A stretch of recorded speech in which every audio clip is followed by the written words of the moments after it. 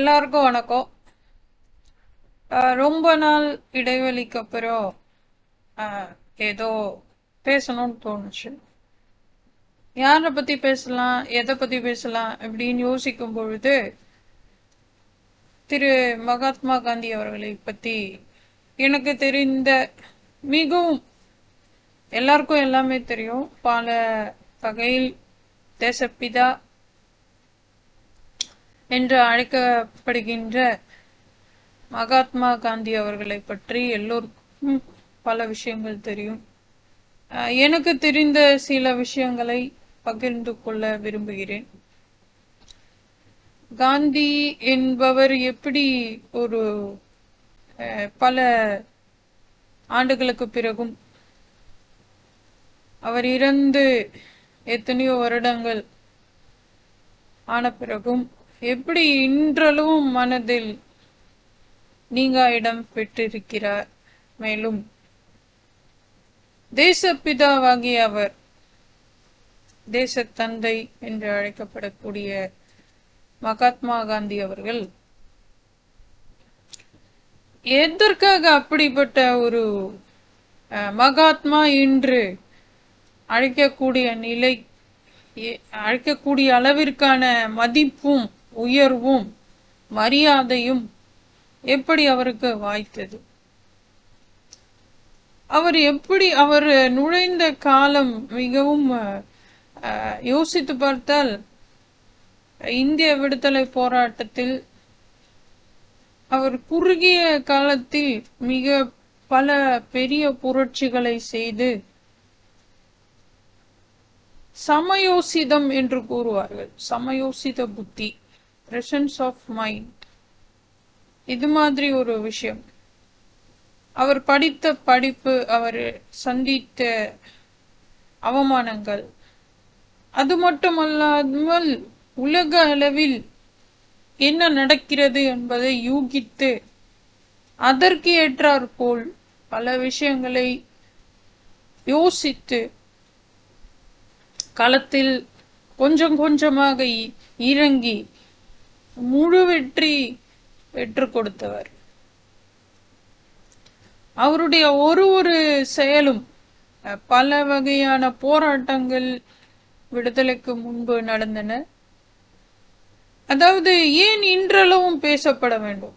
ஒன்று, அவர் தேசப்பிதா, எல்லோருடைய மனதிலும் நீங்க இடம் பெற்ற தேசத்தந்தை.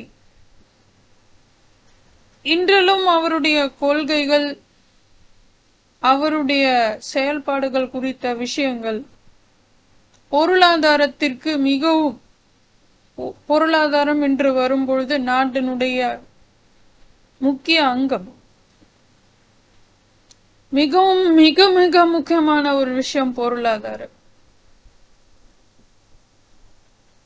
அதாவது சட்டம் படித்து அதில் வேலை செய்தவர் பொருளாதாரத்தில் மிகப்பெரிய மேதையை விட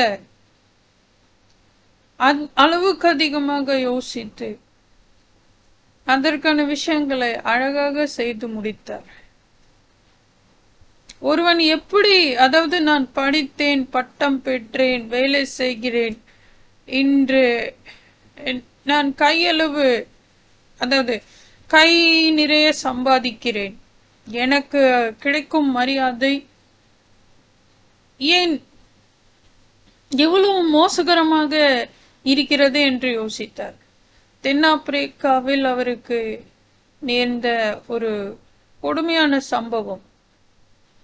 முதல் வகுப்பு பயணம் செய்ய டிக்கெட் வாங்கி அவர் அதில் ஏறி அமர்ந்திருந்த பொழுது அவரை பிடித்து தள்ளி அவருடைய பல் உடையும் அளவிற்கு அவரை அவமானம் செய்த விஷயம் அவரை வெகுவாக பாதிக்க வைத்த விஷயம். நான் படித்திருக்கிறேன், நான் உன்னை விட உனக்கு மேலாக படித்திருக்கிறேன், உன்னை விட எனக்கு எல்லாமே தெரியும், நான் சம்பாதிக்கிறேன், அதையும் தாண்டி நான் முதல் வகுப்பில் பயணம் செய்ய எனக்கு எனக்குண்டான எல்லா நியாயங்களும் தர்மங்களும் உள்ளன, ஏன் அது மறுக்கப்படுகிறது என்று யோசித்தார். அவருடைய விஷயங்கள் ஒன்று ஒன்றாக அவர் அனுபவித்த கஷ்டங்களும், அதையும் தாண்டி அவர் யூகித்து, அதாவது இதே முறை, அதாவது அடிக்கிறான், என்ன எவன் அடிக்கிறான், எதுக்கு அடிக்கிறான்னு தெரியல. நான் டிக்கெட் வாங்காமல ஏறி இருக்கேன், டிக்கெட் வாங்கியிருக்கேன், ஃபர்ஸ்ட் கிளாஸ், நல்ல ஒரு டீசெண்டான ஜாப்ல இருக்கேன், நல்ல இடத்துல படிச்சுட்டு வந்திருக்கேன், எதுக்கு என்ன அடிக்கிறான் அப்படின்னு யோசிச்சாரு. அவரோட பரிணாம வளர்ச்சின்னுவாங்க, ஒரு எவல்யூஷன் பாத்தீங்கன்னா, எவல்யூஷன் அண்ட் ரெவல்யூஷன் பயங்கரமா இருக்கும். கத்தியின்றி ரத்தமின்றி யுத்தம் ஒன்று வருகுது என்று கூறியிருக்கிறார்கள் தமிழில். அந்த வார்த்தைக்கு அழகான இலக்கணமாய் அதில் கூறியது போல திகழ்ந்தவர் காந்திஜி. கத்தியின்றி ரத்தமின்றி யுத்தம் ஒன்று வருகிறது என்று கூறிய விஷயத்தில் நன்றாக யோசித்து பார்க்க வேண்டும். அவர் இறங்கி செய்த செயல்கள் ஏதோ ஒரு புத்தகத்தில் நான் படிக்க நேர்ந்தது. என்ன கைராட்டையை சுத்த விட்டு வேடிக்கை பார்க்கிறார், இவரால் வேலை இழந்தவர்கள் தான் அதிகம். ஆனால் அதில் உள்ள நியாயம், அதையும் தாண்டி பொருளாதாரத்தை பற்றி யோசித்து எங்கு என்னை வீழ்த்துகிறான். உப்பு சத்தியாகிரகம், எங்கு எனக்கு வரி போடுகிறான். எல்லா இடமும் என் துணி நான் நெய்கிறேன், நான் போடுகிறேன், உனக்கு ஏன் நான் பணம் தர வேண்டும். முடிந்துவிட்டது, அடுத்த வேலை உப்பு சத்தியாகிரகம். தண்டி மார்ச். மறக்க முடியாத விஷயங்கள் பல உண்டு. வெள்ளையனை வெளியேறு, எத்தனையோ காந்தி இர்வின் பாக்ட், ஏகப்பட்ட விஷயங்கள் இறங்கி களம் இறங்கியவர். அடுத்தடுத்து வெற்றி பெற்றதின் பின் அவருக்கு இருந்த ஆளுமை, ஆள் பாதி ஆடை பாதி என்று கூறுவார்கள். ஆடை வடிவமைப்பு துறையில் ஒரு சில காலங்கள் அதற்காக நான் மிகவும் கடினமாக உழைத்திருக்கிறேன். இன்றளவும் எனக்கு அதன் மேல் ஒரு வித பற்று இருக்கிறது. ஆனால் காந்தியை பார்த்தால், என்னுடைய சிறுவயது வீட்டிலே காந்தியின் புகைப்படம், மிக பெரிய ஒரு புகைப்படம், ஃப்ரேம் செய்த ஒரு மிகப்பெரிய புகைப்படம். நான் அதாவது அதை தாண்டிதான் நாங்கள் உள் செல்ல வேண்டும். ஒரு 5-6 படிகள் ஏறியவுடன் ஒரு சின்ன திண்ணைக்கு நடுவே ஒரு சிறிய இடம், அதை தாண்டின பிறகு ஒரு ஹால், ஒரு ரொம்ப சிறிய டிராயிங் ரூம் என்று சொல்வது போல் ஒரு மிக சிறிய ஒரு இடம். அதில் 4 புறமும் தேசிய தலைவர்கள், சுதந்திர போராட்ட வீரர்கள், இவர்களுக்கு நடுவே மிக பெரிய ஒரு புகைப்படத்தில் தேசப்பிதா வீற்று இருந்திருக்கிறார். தினமும் நான் அவரை பார்த்திருக்கிறேன். அது அல்லாது எங்களுடைய வீட்டில் ஒரு பாட்டு வழக்கமாக பாடப்படும். வாழ்க நீ அம்மா நின்ற வையத்து நாட்டிலெல்லாம், தாழ்வுற்று வறுமை மிஞ்சி விடுதலை தவறி கெட்டு பாழ்பட்டு நின்றதாமோர் பாரத தேசம் தன்னை வாழ்விக்க வந்த காந்தி மகாத்மா நீ வாழ்க வாழ்க. இந்த பாடலை நான் மிக சிறிய வயதில் அதிகமாக கேட்டிருக்கிறேன். ஏனெனில் காந்தியுடைய புகைப்படம் மட்டுமல்லாது அவருடைய சீலை, உருவ சீலை, அது ஒரு கண்ணாடி பெட்டியில் வைக்கப்பட்டிருந்தது. பஜனை தினமும் நடக்கும் எங்களுடைய வீட்டில். அதனால் காந்தியுடைய சத்திய சோதனை, என்னுடைய தாத்தா கூறிய விஷயங்கள் என பல உண்டு. காந்தியின் மேல் ஒரு வித ஈர்ப்பு வர காரணமாக இருந்தது இவ்வாறான விஷயங்கள்.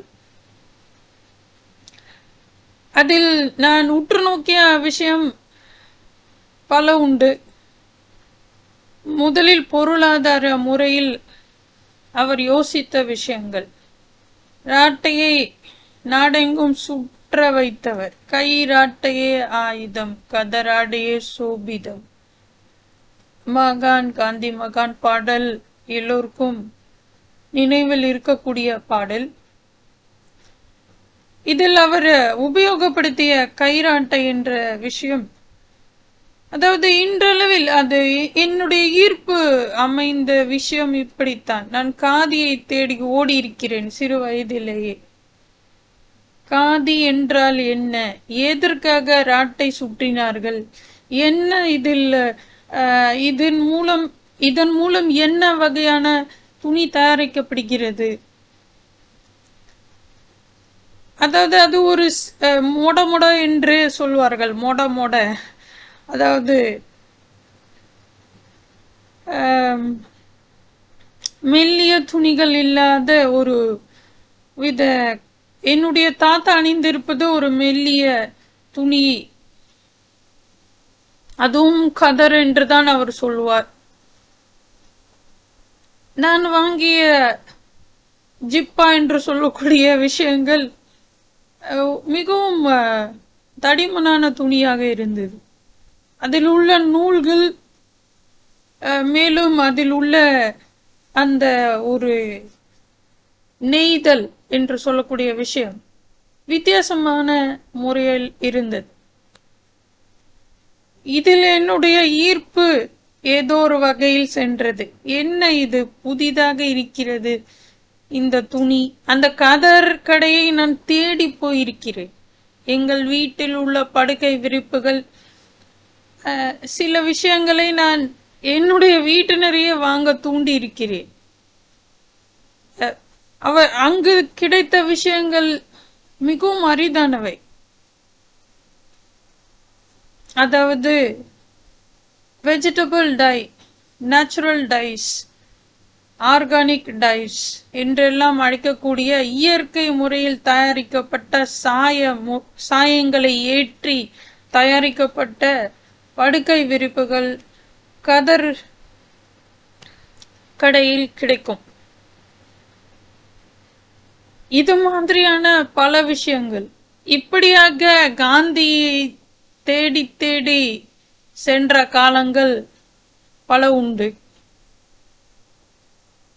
காந்தி என்றால் எளிமை என்று அனைவருக்கும் தெரிந்த விஷயம். அவர் அந்த நிலைக்கு வருவதற்கு, அதாவது யோசித்து பாருங்கள், ஆங்கிலேயர்கள் நம்மளை ஆண்டு கொண்டிருந்த காலம், எவரெல்லாம் இழிவாக நம்மளை நம்முடைய கலாச்சாரம், பண்பாடு, உடை அணிதல் எல்லாவற்றையும் கேலி செய்த காலம். அந்த சமயத்தில் இங்கிலாந்தில் நடைபெற்ற காங்கிரஸ் மாநாட்டில் எல்லாம் காந்தி ஒரு எதை பற்றியுமே கவலைப்படவில்லை. ஆள் பாதி ஆடை பாதி என்ற ஒரு கருத்தையே உடைத்து எறிந்து விட்டு, என்னடா நீ எனக்கு சொல்றது, நீ சொல்றத நான் போடணுமா? குளிர் பிரதேசத்தில் இங்க என்ன உடை அணிந்தாரோ அதே உடையை அணிந்து கொண்டு அரை நிர்வாண மனிதர் வருகிறார் பாருங்கள் என்று கேலி செய்தார்கள். எதையுமே ஒரு பொருட்படுத்தவில்லை. எப்படிப்பட்ட அதற்கான மன வலிமை, தைரியம், இதையெல்லாம் தாண்டி போக்கஸ். எனக்கு தேவை இதையெல்லாம் இல்லை, எனக்கு தேவை சுதந்திரம், என்னுடைய நாட்டிற்கான சுதந்திரம். இது மட்டும்தான் காந்தியின், அதாவது மகாபாரதத்தில் அர்ஜுனன் மட்டும்தான் ஒரே ஒரு பதிலை கூறினான். குரு துரோணாச்சாரி பயிற்சி கொடுத்து கொண்டிருந்தார், வில் பயிற்சி. ஏதோ ஒரு மரத்தில் ஒரு பறவை அமர்ந்திருந்தது. அப்பொழுது அந்த மரத்தை காண்பித்து இதில் என்ன இருக்கிறது என்று எல்லாரும் ஏதேதோ கூற, அர்ஜுனன் மட்டும் எனக்கு அந்த பறவை தெரிகிறது, இன்னும் சொல்ல போனால் எனக்கு அதன் கண் தெரிகிறது என்பது போல் ஒரு வாக்கியம் வரும். எல்லோரும் எங்கெங்கோ போக்கஸ் செய்து கொண்டிருக்க, அர்ஜுனன் மட்டும் டார்கெட் என்று சொல்லக்கூடிய விஷயத்தை கூர்ந்து நோக்கி இருக்கிறான். இது வில்லுக்கு விஜயன் என்று கூறுவார்கள், வில்லுக்கு விஜயன். அதுபோல காந்தியை யோசித்து பாருங்கள். நான் எதற்காக இங்கு வந்திருக்கிறேன்? கோட்டு சூட்டு மாட்டிக்கொண்டு தென்னாப்பிரிக்காவில் உதை வாங்கிய காந்திக்கு எல்லாமும் தெரியும். கோட்டு சூட்டு மாட்டியும் முதல் வகுப்பில் பயணம் செய்யக்கூடிய அளவிற்கு மரியாதை பெற்ற நபராய் இருந்தும் அவமானப்படுத்தியவன் இவன். இவன் என்ன சொல்ல நான் என்ன செய்ய என்பது போல் யாருக்கும் எதை பற்றியும் எந்தவித, அதாவது ஆச்சரியத்தில் அவர்கள் அப்படியே உறைந்து போனார்கள்.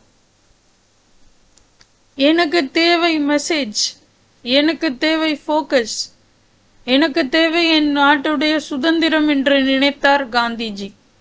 எதை பற்றியும் அவர் கவலைப்படவில்லை. லீடர் என்றால் இன்றும் கோட் சூட் டை எல்லாம் எல்லாம் நினைவுக்கு வரும். கஃப்லிங்ஸ், அதாவது கஃப், அதற்கு அணியப்படும் பட்டன் முதற்கொண்டு இன்று பல வகையில் நாம் மிக மிக கவனம் செலுத்துகிறோம். காந்திஜியை யோசித்து பாருங்க. வேட்டி கட்டி துண்டை போர்த்தி அப்படி போய் உட்கார்ந்தார். அங்கு எல்லா விஷயங்களையும் உடைத்தெறிந்தார். ஆடைக்குண்டான விஷயம் யோசித்து பாருங்கள். நம்முடைய நாட்டிலே இங்கிலாந்து அரசு குடும்பத்தினர் ஆட்சி செய்த காலத்தில் நம்முடைய நாட்டிலே அது போன்று இருப்பது மிகவும் பெரிய விஷயம். ஆனால் இங்கிலாந்து சென்று காங்கிரஸ் மாநாட்டில் கலந்து கொண்ட காந்திஜி இங்கிலாந்திலேயே அதே முறையில் ஆடையை அணிந்து சென்றார். எப்படிப்பட்ட மன தைரியம், வலிமை, தன்னம்பிக்கை!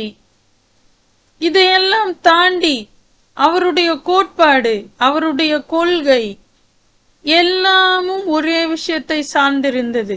என்னுடைய நாடு, நான் பட்ட அவமானம் யாரும் பட வேண்டாம்.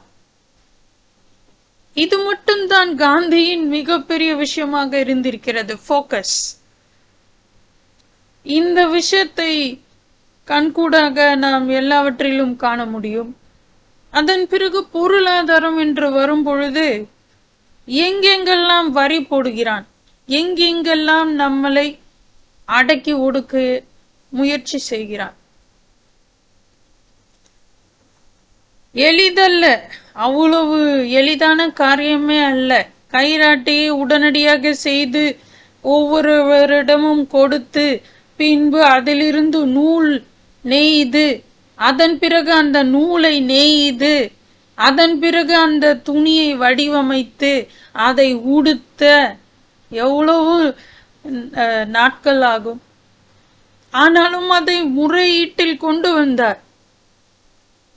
ஒவ்வொருவரும் கைராட்டை, இது என்ன புதிய விஷயம், என்ன துணி நெய்து போட சொல்கிறாரா, எத்தனை விஷயம் அதில் இருக்கிறது.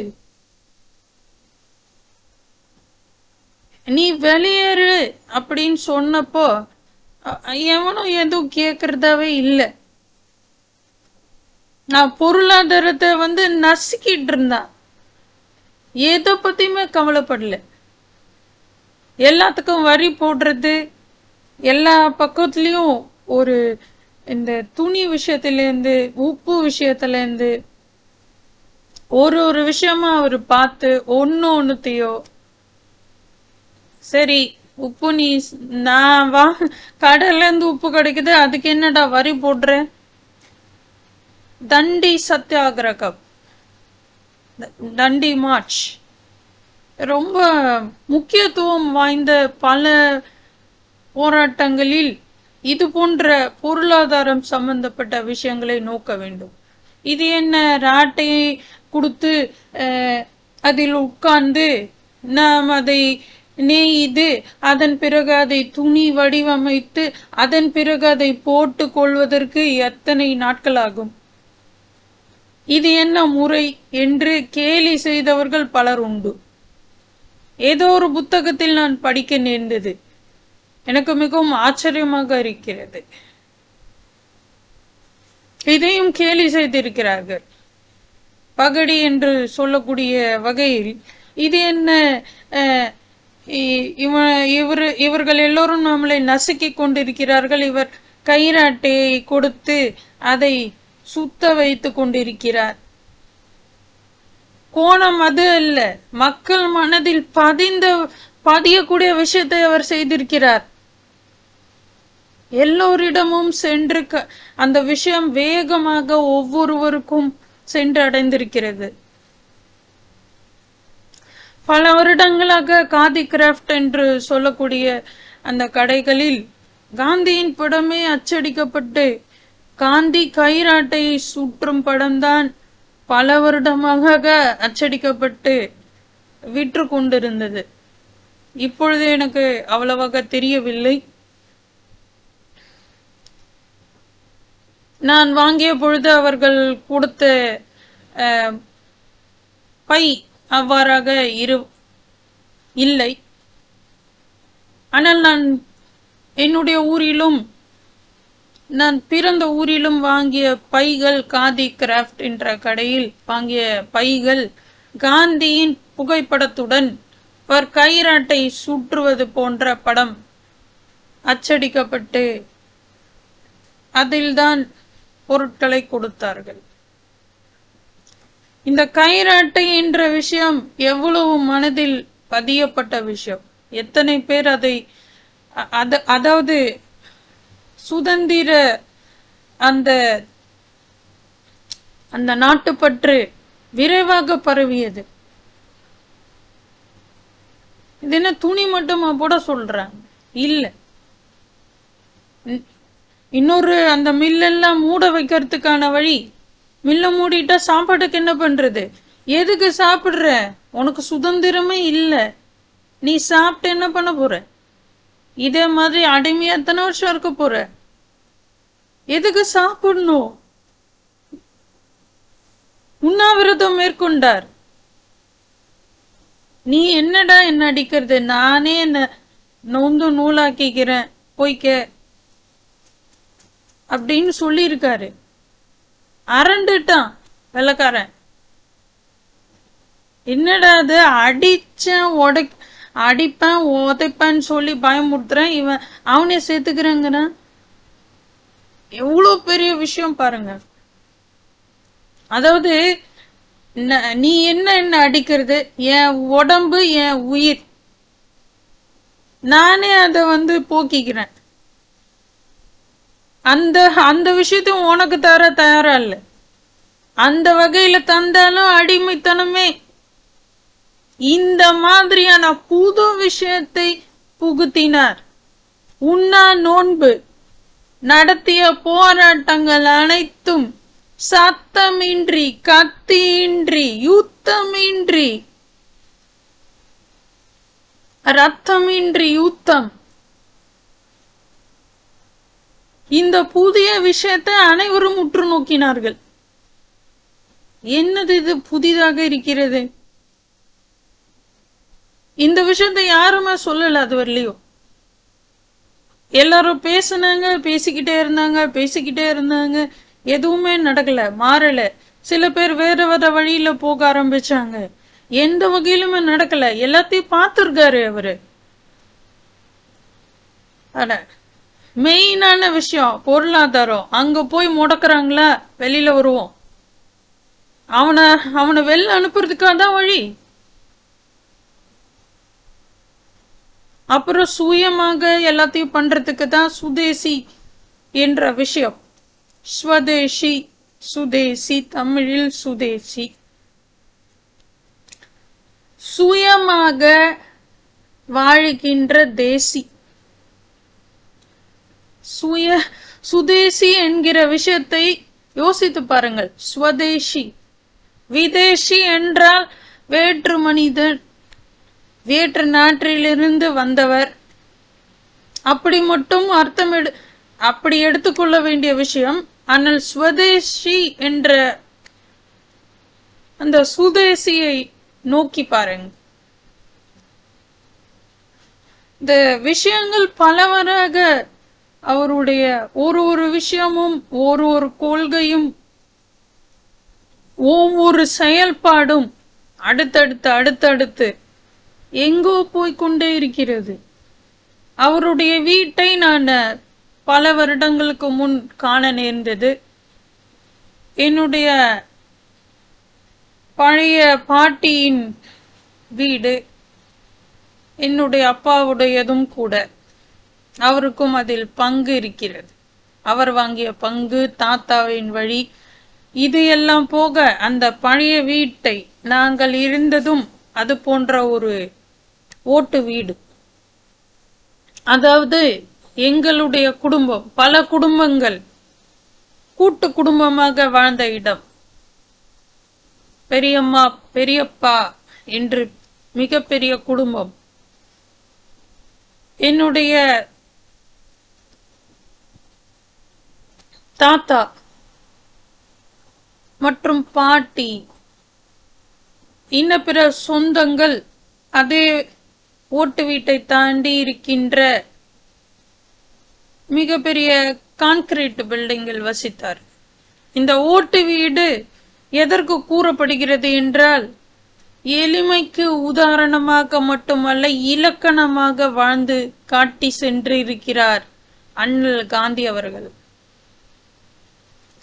அவருடைய வீடை காணும் பொழுது எனக்கு இன்னும் இந்த நிமிடம் வரையில் அதே போன்ற வீட்டை கட்ட வேண்டும் என்றே தோன்றுகிறது. எந்த ஒரு ஆர்ப்பாட்டமும் இல்லாத அழகிய ஒரு ஓட்டு வீடு.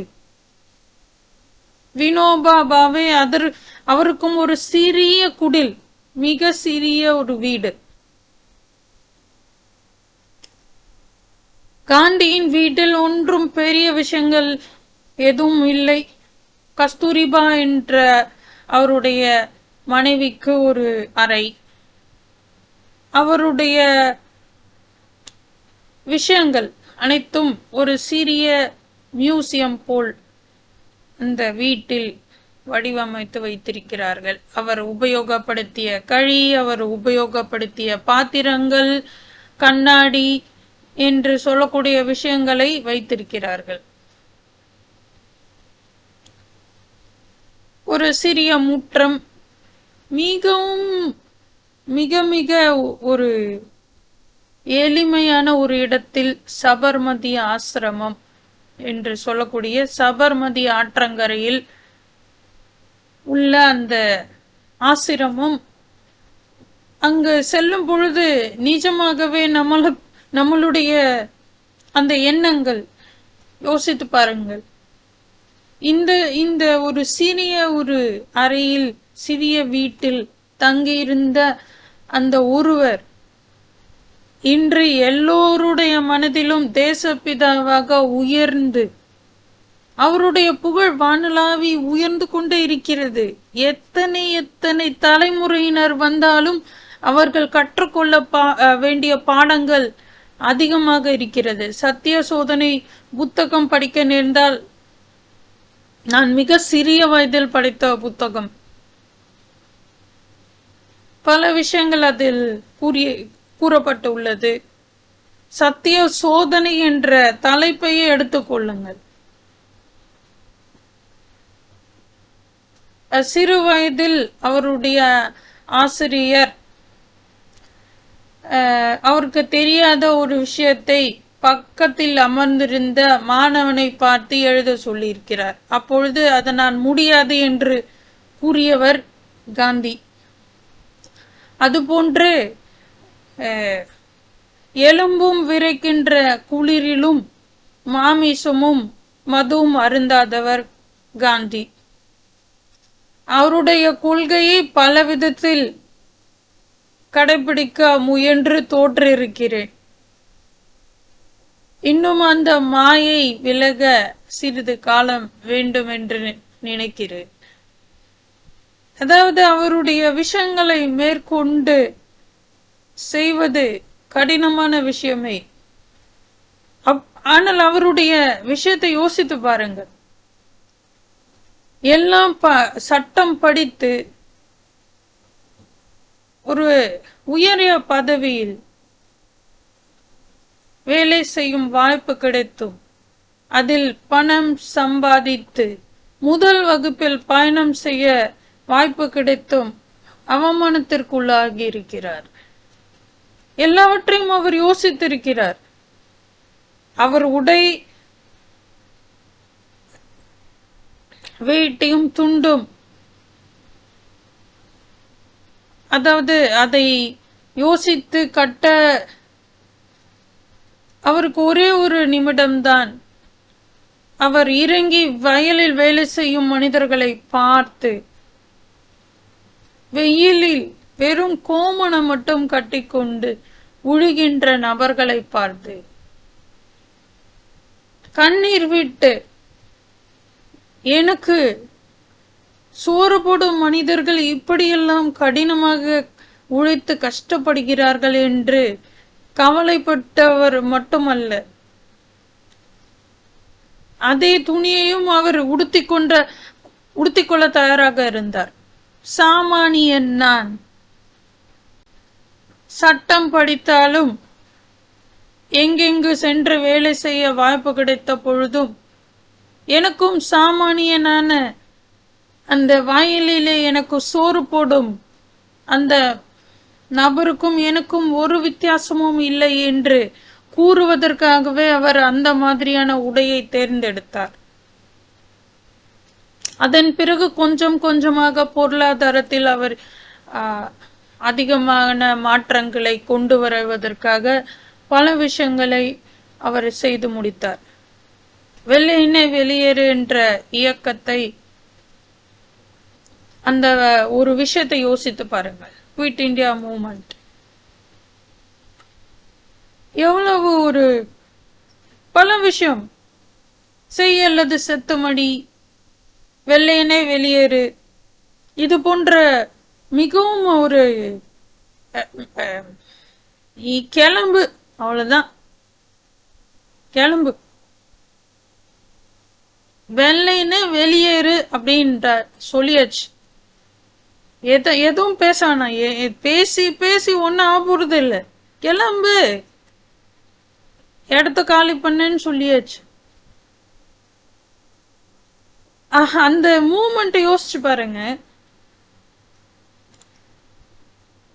என்னோட நாடுன்ட்டு உறுதியா அடிச்சு சொல்றாரு அவரு. என் நாடு, நீ வெளியில போ, அவ்வளவுதான், என்னோட நாடு இது, இந்தியா எனது நாடு, இங்கிருந்து வெளியே செல். இது மாதிரியான பல வகையான ஒரு பஞ்ச் லைன் சொல்வார்கள், பஞ்ச் டயலாக்ஸ் பிரபலமானது படங்களில். அதுபோல அப்பொழுது நடைபெற்ற விஷயங்களில் காந்தி அவர்கள் ஒரு விஷயத்தையும் மிகவும் சமயோசிதமாகவும் பலவாறான வகையில் ஒரு விஷயத்தையும் யோசித்து அவர் செய்திருக்கிறார். பல தலைவர்கள் பற்றி பேச பல வகையான விஷயங்கள் உள்ளன. முதலில் தேசப்பிதா அவரை பற்றி பேச இன்னும் பல வகையான விஷயங்கள் இருக்கின்றன. பிறகு பேசுவோம். இதுவரை எனக்கு வாய்ப்பளித்தமைக்கு நன்றி. வணக்கம். சபையினருக்கும் ஆன்றோருக்கும் சான்றோருக்கும் என் முதற்கண் வணக்கத்தை தெரிவித்துக் கொள்கிறேன் என்றுதான் பேச்சை ஆரம்பிக்க வேண்டும். அதுபோன்று நன்றி நவிழுதல் என்று கடைசியாக இதுவரை எமக்கு பேச வாய்ப்பு அளித்தமைக்கு மிக்க நன்றி என்று கூறிக்கொண்டு உங்களிடமிருந்து விடைபெறுகிறேன். நன்றி, வணக்கம்.